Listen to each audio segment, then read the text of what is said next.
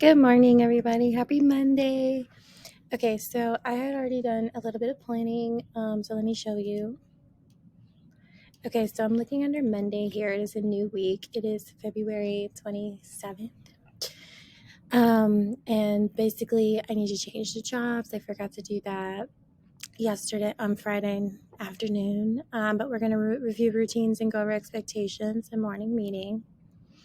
Then we are going to go back to our original readers workshop. I tried something new last week and I didn't like it. And since there's only 2 days of long readers workshop classes for me on Mondays and Tuesdays, I wanted to get straight to it. And I wanted to, put the most I could in these 2 days.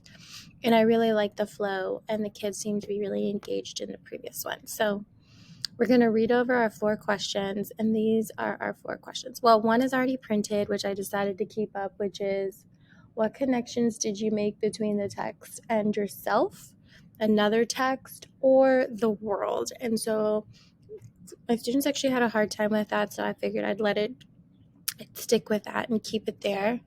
And then I have these questions, which is to choose a paragraph or subheading. So that's the second question. And what is the main idea? Find a bold print word and what does it mean, and why did the author think it was important? That's cool. And the fourth question in the fourth corner is, how do you know this is a nonfiction piece of text? Which I thought, that might be a good question for them to answer. So we're going to review those questions together. I'm going to display a text on the board for the students to answer all those questions about. And then we will practice finding text features. We'll pin the tail on the text feature. And then they'll go and they'll find some nonfiction text with their partner. They'll get a clock buddy, and they'll start jumping around the room and answering the 4 corners after they've read a section of the text or a chapter or something. I know I said chapter, and it makes me think of fiction books too, but some of the books on Epic are broken into chapters or topics or sections. And they know how to find headings and subheadings, and they know when to stop at the next heading so that they can start discussing. And then whatever time is left after that, we'll just we'll do independent reading of nonfiction text. Then after that, we'll go to recess snack. We'll have 5-minute level 0 when they come in. And then I have my daily language art sheet. We're doing week 7. If you're curious about my daily language art sheets, it's a TPT resource. And I'm liking them. And we don't have a lot of time here. It's a good 20 minutes or so. When they're done, they usually do typing.com since our projects are done. So we can do typing.com when finished. Okay, I get some practice typing time. And then we do module 3, lesson 13. Today we are starting 2-digit by 1-digit multiplication.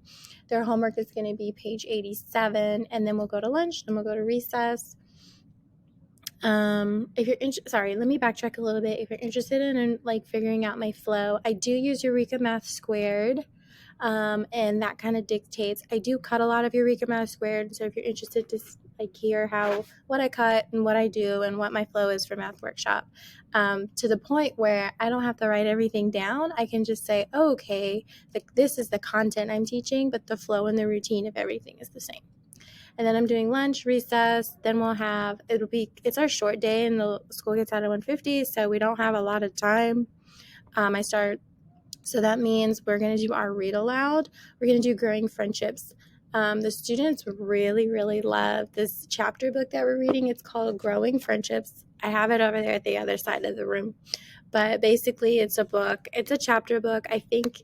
And I'm just reading it to the kids underneath the projector, and they're having a really fun time because there's a bunch of little scenarios and speech bubbles, and it creates good discussion.